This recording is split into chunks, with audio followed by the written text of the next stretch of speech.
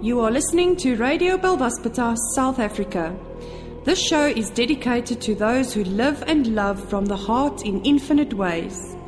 In today's episode, we will discuss, share, gain insights, and get clarity on the wisdom and teachings of the mystic and seer Almin, as well as discover more about the miraculous healing modality called Belvaspata. Your host for this show is Paul.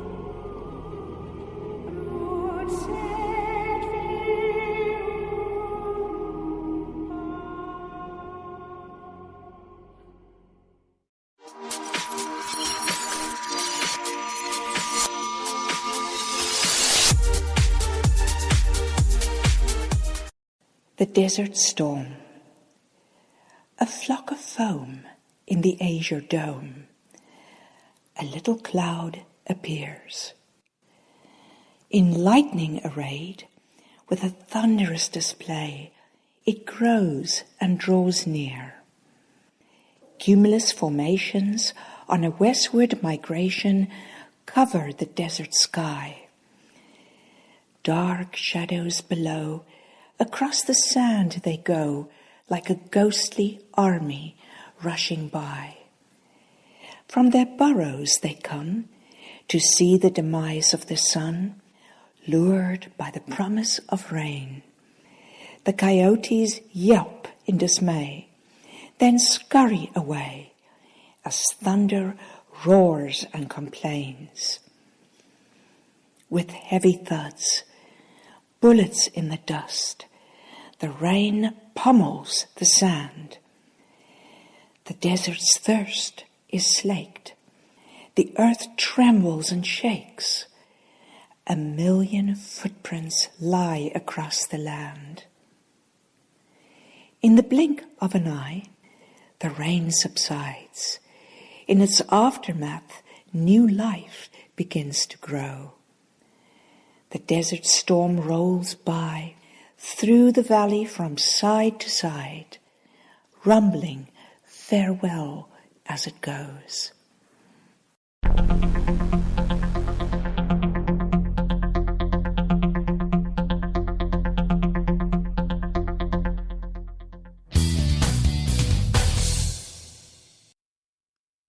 Hello everyone, I'm Paul. This is Radio Belvaspata, South Africa. This is the radio show for the 14th of April 2017. It's our special Easter edition and it's all about transmuting the old. Almin tells us, seeming freedom from the source that expresses and sustains you is extreme bondage to the web of illusion as separation consciousness. Existence does not entrust power to one who seeks a smaller identity. Today's theme of the show is all about living in a smaller identity and whether we are living in a time of lack or we're living in a time of abundance, or are we actually living in a time where both those experiences are coming through at once. So some very interesting insights coming up. Earlier this week, there were some comments and questions about the aspects of Easter, aspects of some of Almin's teachings, aspects about some of the processes of the being known as Jesus Christ and the role that he played. And absolutely wonderful. Thank you, Darshana, for your message. Yes, good evening from a rainy Johannesburg to a rainy Vancouver. Thank you very much for joining us, everyone. And Darshana, thank you for that comment. Please leave your comments here online as we're going along. We'd like to get your insights. We'd like to get your perspectives. This radio show is all about you. It's about me. It's about everyone. It's about the cosmos. And we know we are all in a state of oneness, but we are also in a time frame where we are experiencing a lot of separation consciousness. The individuation process is in play. And as we enter the state of ascension, many of us are battling as we're going through. So fantastic. Welcome to the show. It's a special edition. There's not much of me talking through the show today or any guests online, except what we do have is our fellow Team Belvaspata member, Diane, who has given us a very, very beautiful audio, which she has prepared before she went off on leave for a few weeks. And thank you, Diane, for this. We're going to listen to it right away. Good evening, all. As autumn prizes the silver purse of summer aside, The need to release is highlighted by nature. The leaves release themselves from the trees. The days release the need for length. The animals release the need to gamble and reproduce, and the land of dreamy dreams beckons. So too do we need to release that which no longer serves. Al-Min speaks of erasing personal history and labels, and the necessity of getting out of those labelled stereotypical boxes that others put us in, and indeed that we put ourselves in. Most often we get stuck with one personality, that personality that is composed of learnt behaviour, the methods that we have used that have proved successful, and those that have been unsuccessful. Both create a persona, a personality that sticks like a mask. We need to dissolve this personality that we have identified with. The personality is built on our huge reserve of that which we like and that which we don't like, our likes and dislikes. So we say, I like this person, but I dislike another. I like this religion, but I dislike that religion. And in having the apparent freedom to make this distinction, what happens? We become enslaved. We give up the moment, for we arrive at that moment with preconceived ideas that colour and distort. We are unable to hear the guidance, to get the insights. The mind is cluttered with that internal dialogue that we can all relate to. We need to stalk ourselves relentlessly, doing the steps of recapitulation that Al-Min speaks of. We need to lose our world views, our view of the world which is created by our social conditioning. When we are free from world views, we see with eagle vision. We get all the perspectives. We look at that which is really going on. We see behind the appearances, and Al-Min speaks of this as sobriety. To really break free from the confines of one personality, we need to accept that whether we feel happy or unhappy, it is all generated from within. Our lives are of our making. This we must know. Then we will begin to forget who we are, and the personality will begin to loosen and dissolve and drift away, as do the leaves of the old oak tree outside of my window. In closing, I would like to just work with the 12 perceptions of the breaths of Aruba Satma. I will do the sigil, and if we can say the aphorism together, I will say it once, and if you will say it to yourself. Number 1, I dissolve self-pity, self-importance, and self-comparison.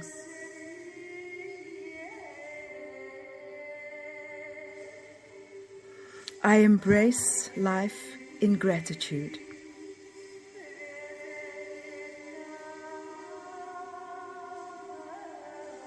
I see perfection in all levels of expression.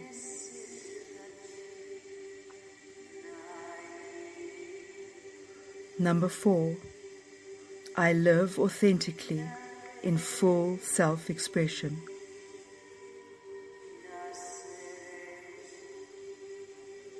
Number 5, I live in the moment by being in surrendered trust.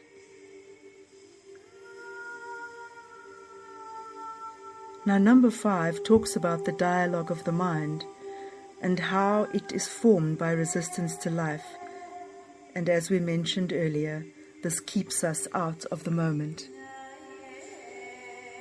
Number 6. I release density caused by inattention through acknowledgement of the perfection of my experience. Number 7. I find as many things to be grateful for each day as I possibly can, and allow them to inspire me with love for life.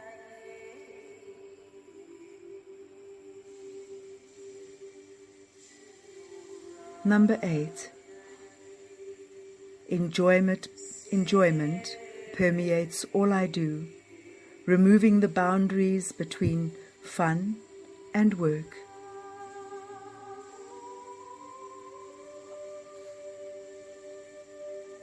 Number 9.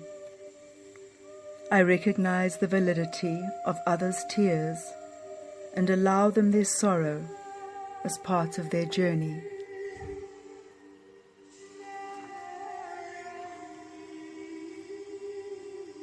Number 10.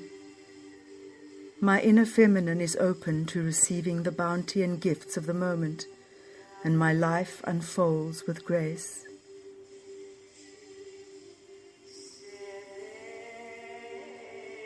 Number 11.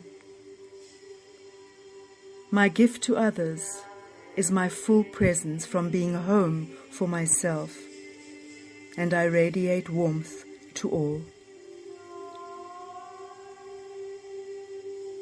And finally, number 12. In the quietness of surrendered trust and confidence of my being, I dwell in my strength. In the quietness of surrendered trust and confidence of my being, I dwell in my strength.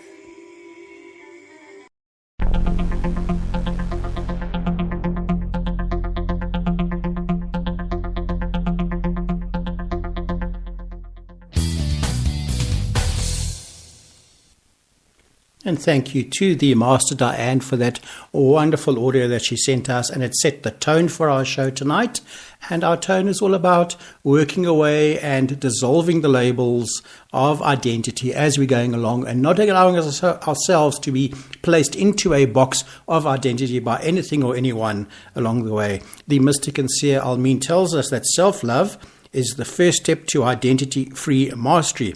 And the theme of the show really came about during this week as I watched my own processes, my own perceptions and insights, as I looked and worked with what was being shared with me from, inside our environment, inside our WhatsApp group. Thank you, dear South African Light family. You always provide such incredible insights and moments for us to be able to work with. And I'm really going to stand by the question at this particular point to ask you, do you feel that we are in a time frame where we are sitting both in a state of lack plus a state of abundance? I see these things going on within myself, and I'm certainly not giving into the fears. I'm not giving into all the processes. I realize what it is that I have to do within myself. I realize that a lot of the times surrendered trust has to come into play, well, all the time actually, and I'm aware the whole time of the old fears and the old paradigms coming into play, but they still exist for me in terms of my practical perception, my practical experience. And yes, I am making choices. I am making the choices for myself in terms of what I understand and what I know, where I am right now at this moment in time. And once again, I just repeat that if I'm experiencing all of this, then I realize that everyone else is experiencing the same thing, but in their own way, in their own perspective, and with their own insightful ways of working through all of this process. It's just really interesting that the identity of self keeps coming back all the time. And are we in a state of ego consciousness? Are we a state of God consciousness? Are we a state of mastery, etc.? And these things are flooding through each one of us all the time. So the theme of the show today is really allowing us to dissolve all of that. And by the way, don't get trapped into the identity of dates. I think I've done it yet again, that I gave you the dates of, this is the show for the 14th of April, but that's tomorrow. Today is Thursday, the 13th of April. So, oops. Yes, I did it again. We're going to now move over to some teachings from the mystic and seer Almin. And we'll be doing this for the next 15-20 minutes or so. The show will continue after our midway break into a meditation for abundance with Almin. Please, if you are listening to this as a podcast and you have downloaded the show and you are perhaps listening to it on a flash drive or in your motor vehicle, it would not be really appropriate for you to listen to that point of that meditation. So please listen to it at home. But again, if you're listening live at this moment, then you're welcome to follow that meditation. So the next 45 minutes or so, we are going into a state of information, of teaching from the mystic and seer Almin. We're going to go into some understandings of what Belvaspata does in order to dissolve these self-identities which we have created around us. And then we're going to go into a state where we dissolve the old programs, the old belief systems, and we step into a state of abundance through a meditation with Almin, followed by a prayer. After that, a short piece of music before we close the show. I'll be back here and there, but very short in comment as we move forward. So thank you again to everyone for being part of our show today, and look forward to your comments as we're going along. Absolutely fantastic to hear from all of you from around the world. Thank you so much. Here's Almin talking about how we should be living as an ascended master.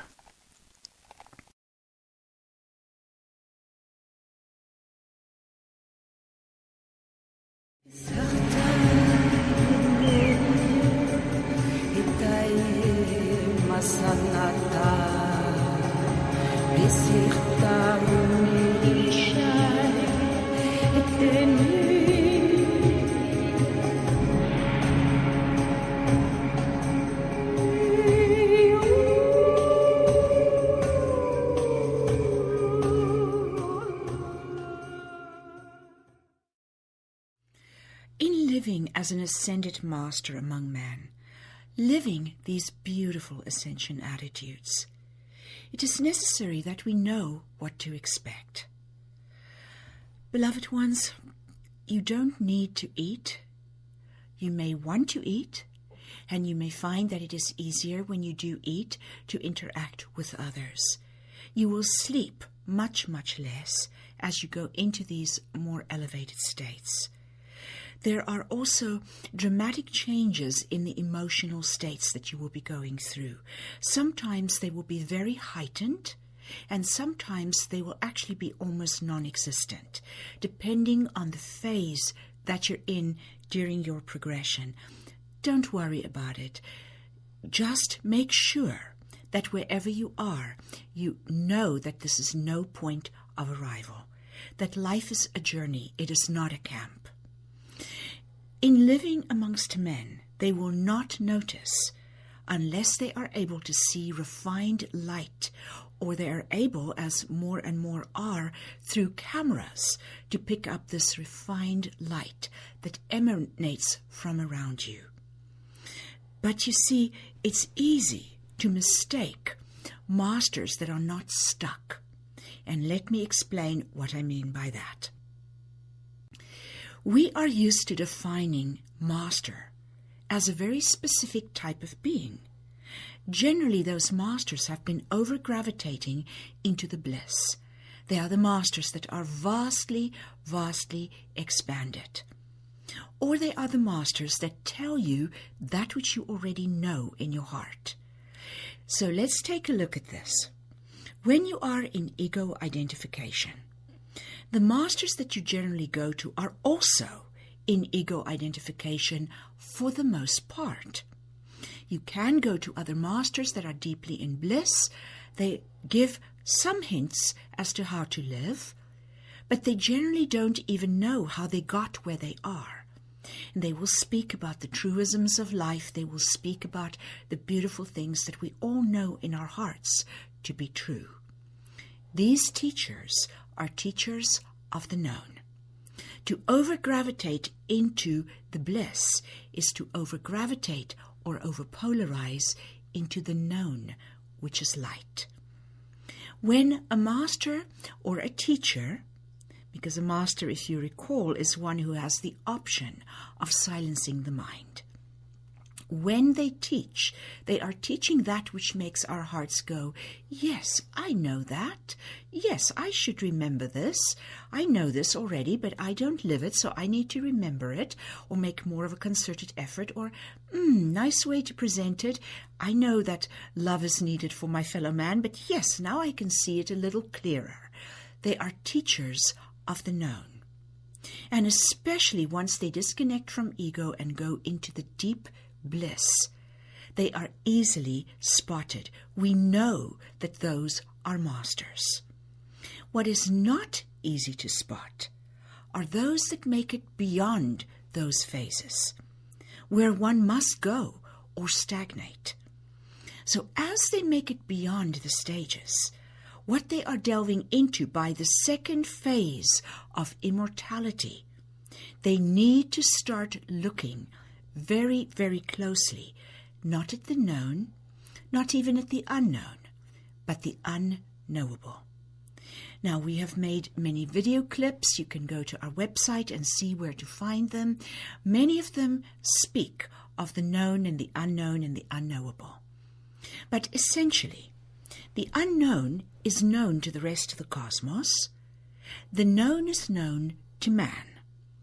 The hidden realms can see far clearer than we can because their perspective is different.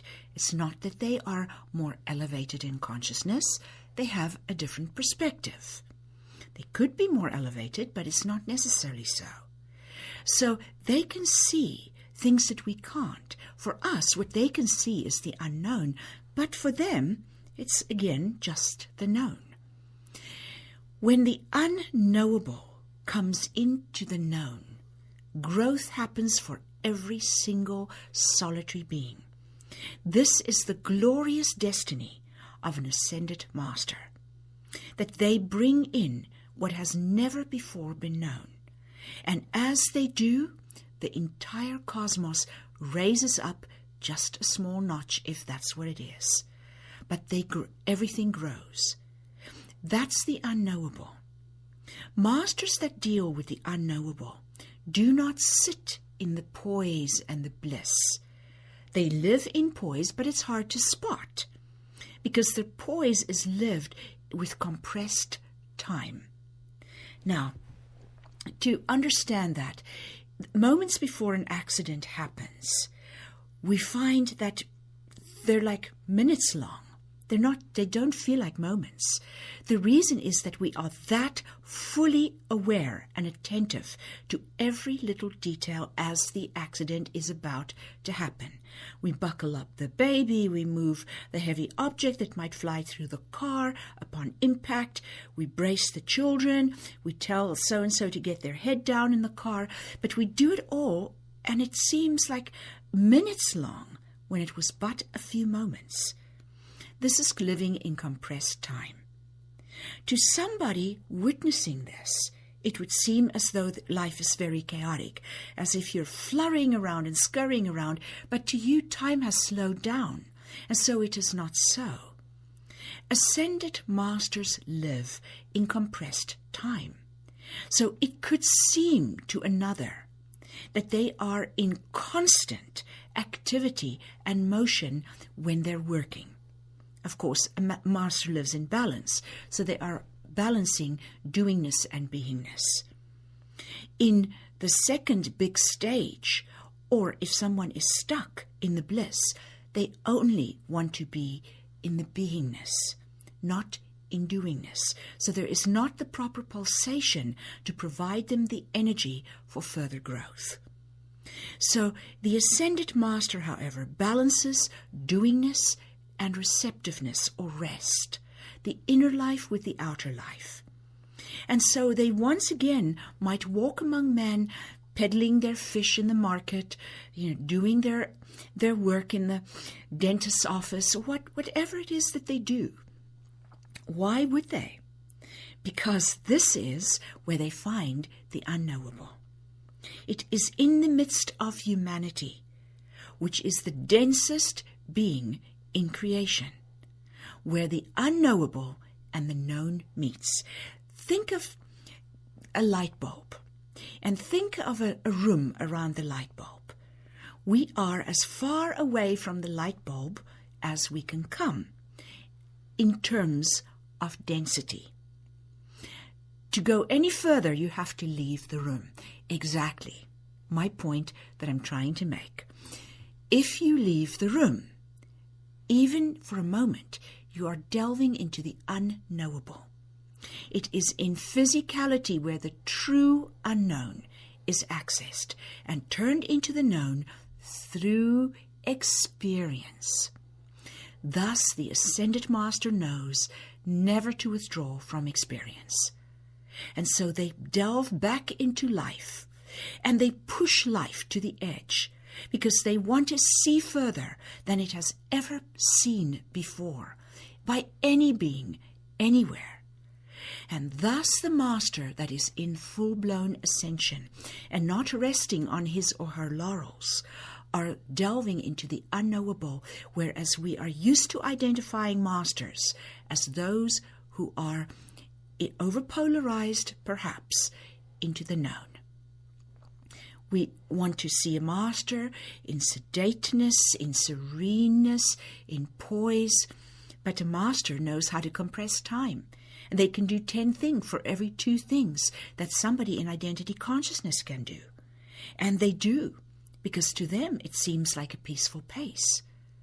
So very easily missed masters that are in ascension. Those who have at some times gained immortality and chosen not to go to the ascended mastery realms, which until recently was quite rare, but there are a few, would move from village to village to village, whether they're in China. Several Taoist immortal masters that I've encountered are ancient, or in India. They're taken for granted. Oh, those are the masters. They don't die. Or they could move from town to town. There is a beautiful piece of writing which is in the Apocrypha. And the Apocrypha, my beloved brothers and sisters, are the books of the Bible that have been thrown out by the old Catholics, masters or priests that did the selection of which books were worthy of going into what today is assembled as the Bible. Some beautiful scriptures were tossed out on their ear, and one such one is the Odes of Solomon. Another one that is very beautiful and speaks of the ascension process that someone is going through is Esdras. I believe it is spelled Esdras. But the Odes of Solomon, he speaks of himself becoming an ascended master, and he says, I had the form and fashion of a strange person, and all who saw me were amazed. Well, the reason they were amazed is because he didn't age. He stayed youthful and young in his body and his face, and everybody around him aged. It's a very strange feeling, and that is what he is describing. And he said, my prison bars melted before me, and lo, I was the door of everything. The prison bars that melted before him is human limitations, mortal boundaries. Because as the belief systems are discarded, as you no longer believe that you have to burn in fire, for example, as we mentioned earlier on, then you don't. And so miracles abound. Because as the belief systems go, so do the mortal boundaries. So do the Kants. And all of a sudden you find that life is full of cans. And so these prison bars that he is speaking of, they're the belief systems. And nothing appeared closed before me means, in fact, that he is entering a state in which miracles are commonplace. When we work in my classes together, in the beginning of the week, we go, isn't this amazing? Isn't it wonderful? Isn't it fantastic? And every week for me is higher than any week I've ever lived with students before. And yet by the end of the week, we have forgotten that we are in this cocoon in which miracles have become commonplace. This is the way in which a master lives in the flesh. So let us take a look at what it takes to disconnect from belief systems. If we disconnect from belief systems, we become free from the human grid. And this is the way a master should live. To become free from the human grid, initially, when masters are in God consciousness, they interact sparingly, as we have mentioned, because they do not want to be pulled back into the games, nor do they want to have their energy leaked. And they also are familiar with the phenomenon that does happen to ascended masters in the flesh. People are more familiar with sensing fear in others. When they sense instead the love, it could be felt as an irritation. It could be felt as something that makes them uncomfortable, something they wish to withdraw from. Because love flushes up all the parts of someone else that they do not themselves love. If we are in the state of ascended mastery where we are in the total silence of the mind, the love floods our heart. We become unpredictable because we live from this love-based place of heart. We live a path with heart, as the Toltecs call it. As we live a path with heart, we start to dance to a different drummer. We dance to our own music, and he who cannot hear that music thinks that the dancer is mad. And I'm quoting now the Sufi philosopher Rumi. It is the case. We no longer are dancing according to social conditioning. We are dancing according to the dictates of our heart, who is receiving potential directly from Source. And so we become a strange person, as the master who wrote the Odes of Solomon is speaking about. If we take a look at how these perceptions form, they form very early in life, because the baby realizes that to do one action doesn't make mommy and daddy smile. To do another action makes them go, ooh, clever baby, and they all smile, and everybody feels very happy, and warm, fuzzy feelings surround the baby. And so from the very beginning, when their assemblage point is able to freely move, that point becomes more and more fixed by programmed behavior. And the programming comes from the parents, and so the baby starts to have a more fixed assemblage point, and unfortunately stop seeing into the other dimensions, stop seeing the hidden realms and all the beings around us. As the child grows older, there is punishment for stepping too far out of the box. There is approval for staying within the belief systems of the parents. The apartheid-driven South Africa that I encountered in youth was so programmed that one could not see another without fear if they had a different color. Or you couldn't see another without hate because they were the oppressors. It was very difficult to overcome these social conditioned responses to our fellow man. But South Africa is well on its way to doing just that. I have recently visited there to teach, and great strides are being made in integrating and creating friendships amongst all races. The programming we received is based on punishment or reward.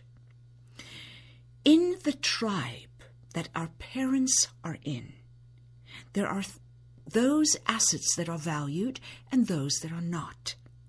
Unfortunately, in most of our Western societies, we are valued by our doingness, not our beingness.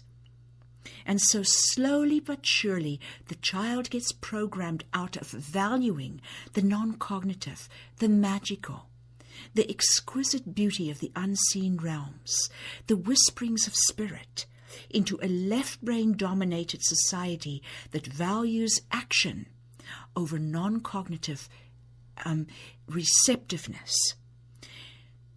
This is one of the ways that the child becomes left-brain oriented. Another way in which that programming takes place is that the child says, "Mommy, there is a fairy on my lunch bucket."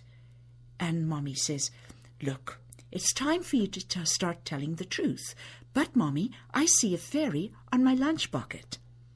And the mommy gets very upset and says, "Now, if you don't stop lying, I'm going to have to tell your father, and we're going to have to enforce some punishment." Because the mother is thinking that the child will make a fool of themselves. I recently had a parent come to me, and they were very concerned. The mother was very highly educated and in the judicial system. In fact, she was a judge. And she came to me and said, "I'm so concerned. My child is such a liar." And she said she keeps seeing fairies and talking to them. And she sees this and that and the other. And I went and fetched my book called Arubafirina, Book of Fairy Magic. And this book has a photograph of a fairy right in front of my face, about the size of a tennis ball. Completely unenhanced, authentic photographs taken interdimensionally. I showed this to the mother, and she was silent for the longest time. And then she said to me, "When my mother was in advanced stages of dementia, she was a very intelligent woman at one point. But the doctor was sitting there speaking to me as though my mother wasn't in the room, and telling me how advanced her dementia was. And all of a sudden, out of the blue, she spoke up, and she said, 'Perhaps the reality I have entered is not your reality, but to me it is real.' In other words, we are being programmed to look at a certain reality as real and another as unreal. If it is fabricated, of course it is unreal. But if, for some reason, our assemblage points have shifted, or in not seeing life at face value anymore because of a dementia, we can see interdimensionally. It cannot be totally dismissed as fabricated. In this way, slowly, the unseen realms are being programmed out of the child. The master, once again, becomes like the child. For like the child, they live with innocence. Innocence is the result of living in the moment. Thoughts pull us out of the moment into the next or the one before. And as we have said, they are the result of resistance to life. Our innocence is found in the moment. The master lives in eternal time with full attention to the moment. Let's run with this idea of the resistance to life, because it is the primary cause that keeps us in ego identification. If one looks at black magic, what is black magic? The enforcing of one's will on reality. If you look at white magic, if it is from the correct source, it is in fact the revealing of the perfection that underlies appearances, an entirely different dynamic. Whenever black magic in the past has been practiced upon the planet, a planetary axis shift takes place. The planet's axis shift that has currently happened, in other words, it's not exactly straight up and down as upon its axis with true north and south. There's a slight tilt. It tells us in the book, The Gift of the Unicorns, the second half of this book speaks of the history of the cycles, and it speaks about how these shifts happened. In one instance, it was a gradual shift. It happened little bit by little bit. But in other instances, there was a more severe shift, and then there was a great loss of life. The meridian of the earth is straight up and down, and it shifts due to imposing will upon life versus the full cooperation with life that is the hallmark of mastery. What has this got to do with us? Well, it has to do with why aging occurs, why energy is lost, why death occurs, and why people are, in fact, causing their own demise through their resistance to life. When a being is born, the meridian of their body runs like a figure 8 vertically, crossing over in the life force center, which we mentioned has moved up to the heart center. The life force center is the crossover point for a vertical figure 8. As we start to oppose life, this vertical figure 8 starts to tilt, because opposing life to someone that has studied the Toltec traditions is a form of black magic. It is a form of imposing your will on life. We anticipate the future instead of allowing the future to come to us. We try and enforce our will, fearing that we have been left alone to fend for ourselves, not realizing that we are part of the great interconnectedness of all life, that we can never be alone, that every being dwells within our true identity as a unique perspective superimposed over all that is.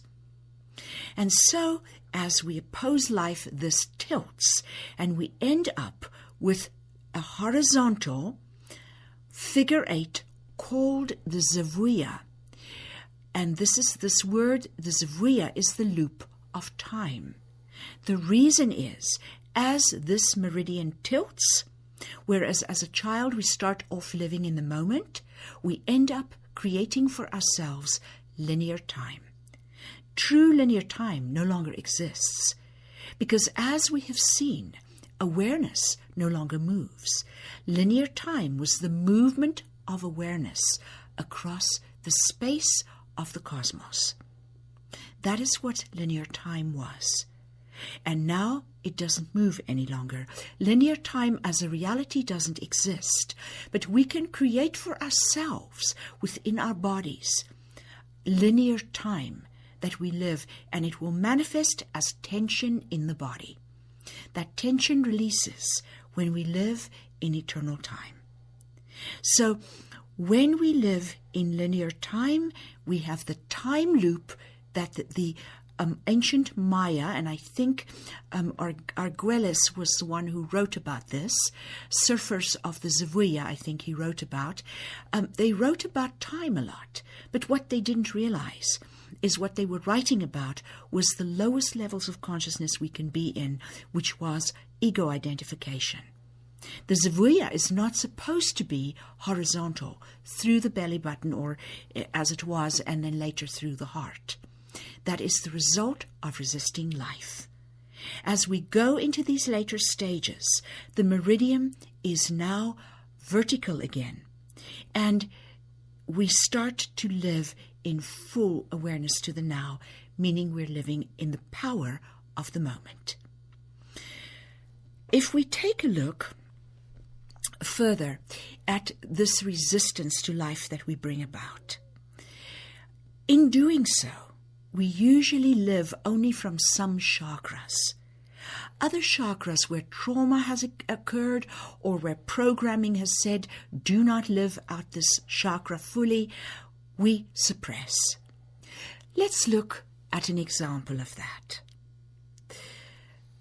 If you take a flower and you cut the flower's stem, immediately its life force spills out to the bottom. The ancient Druids knew this, and when they picked their herbs or when they picked their food and their vegetables, they immediately laid it within a pan of water that they carried with themselves, or they put it on fabric that was lined inside, or straw inside a basket. They were hoping to alleviate the loss of energy and life force from the plant so that it could be cooked into the plant and ingested by them. We are like the flower that is cut when we are cut in our meridians. The root chakra. The minute a baby is born, programming takes place for about 5 minutes.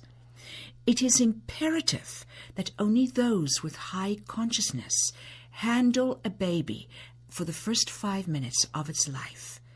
If the nurse holding the bottom of the baby has problems or of shame, for example, with her own root chakra, this can be programmed into that baby.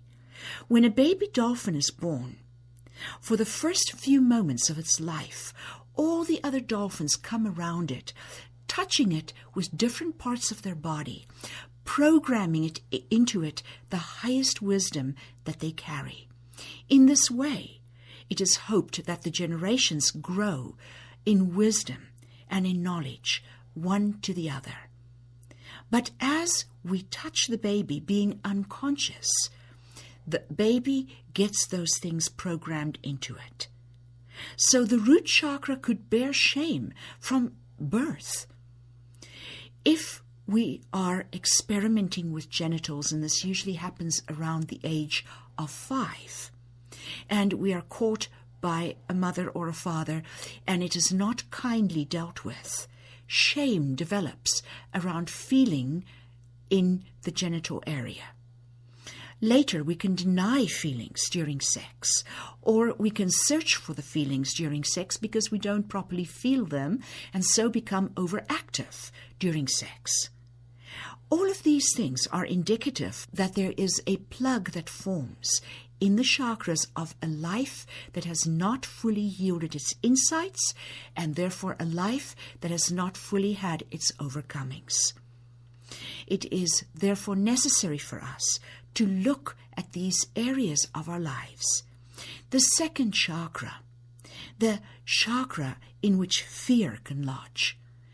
In the second chakra, if we do not understand that to fear another is to fear ourselves, that to fear anything else is like madness, for we are truly the center of our existence, and all that we feel and dream and see within ourselves we throw out upon the canvas around us. As Shakespeare said, I, your looking glass, shall be, and will reveal to you things which you yourself know not of. And the wonderful James Allen, philosopher, in his little book, As a Man Thinketh, says environment is but a looking glass. What is within will surely manifest without. And for us to fear what is without is to deny that which is within. If we change that which is within, it will immediately change that which is without.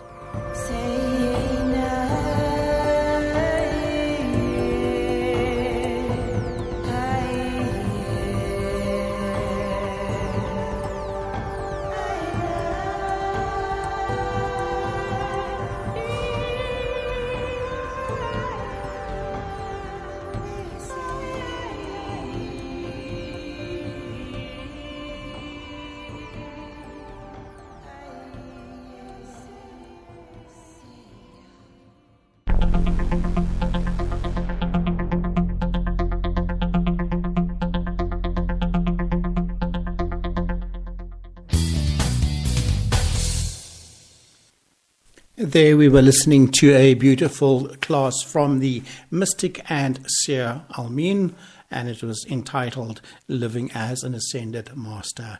Today's show is really dedicated to allowing us to dissolve that which is perhaps preventing us from living in the highest potential we can achieve in any one moment.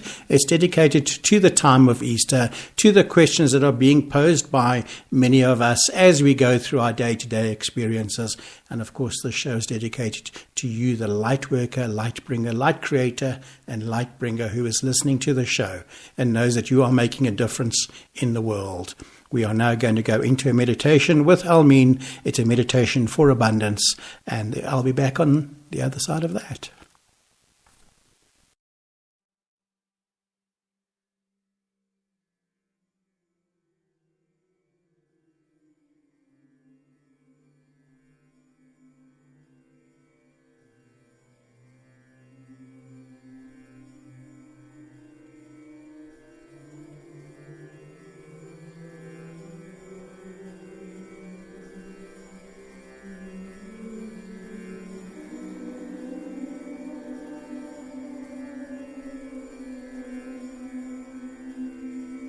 By breathing out all tension,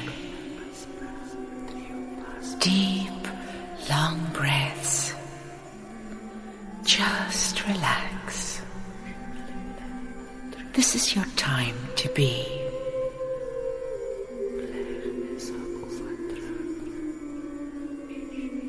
Make sure that you are comfortable and warm,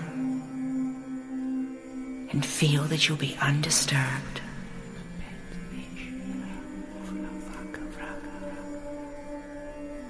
Keep breathing till every part of your body is relaxed.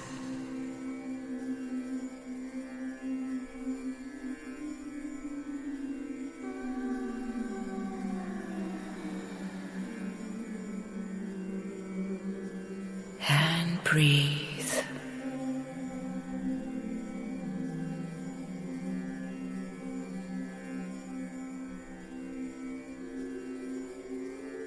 Allow your body to grow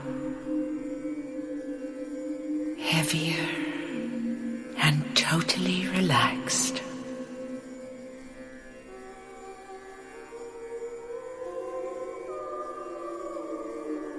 See your body start to melt from its form into formlessness, and see it start to spread out. Feel yourself become larger and larger, a formless presence, until you envelop the whole earth. Just hold the earth within your presence.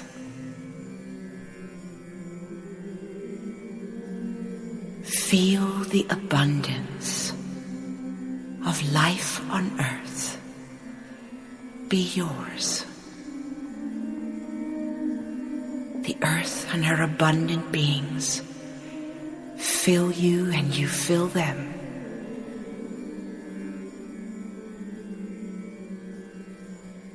Feel the northern ice plains, deep snows, the northern long nights, and in the half-light, polar bears, walruses,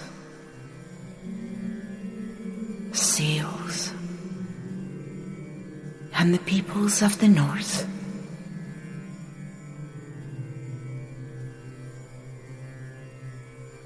This you are. The migration of the caribou moves through your veins. The stealth of the Arctic fox is within you. The strength and agility of the bear, that you are too. Move now with the snow geese as they fly within you. Thousands of miles to a place of rest. Feel the excitement of the young. This is the enthusiasm of a new journey taken. first migration of the young snow geese. All that is new is your adventure. You are a consciousness superimposed over all that lives and dwells upon earth. All the field flowers that unfold themselves to embrace the sunlight, that in sheets of color cover the plains. You are the trillions of blades of grass beckoning like hands in the winds. You are the snowflakes that fall, and the single snowflake that rests upon a little child's eyelashes. You are the autumn sunlight, and the falling leaves, and the summer showers, and the rolling waves. You are the silvery schools of herring that move as one through the currents of the ocean. You are the milling crowds that go about their business, each offering a unique perspective, like facets of the gem of humankind. All this you are. Feel the true abundance of the waves upon the shore, of the shifting sands of the desert, of the high hawk out to find a prey. You are the sunshine. You are the rain. For a moment now, look at the piles of money, the storehouses filled with gold. Look at the mayhem of a stock exchange. And I ask you, where is your abundance? It is not there, beloved one. It is within the fullness of teeming life, formed from the hand of the Creator. All this you are, and as you know it, so abundant flow of all sorts shall come your way. I leave you now time to feel the earth's abundance in grateful fullness within you.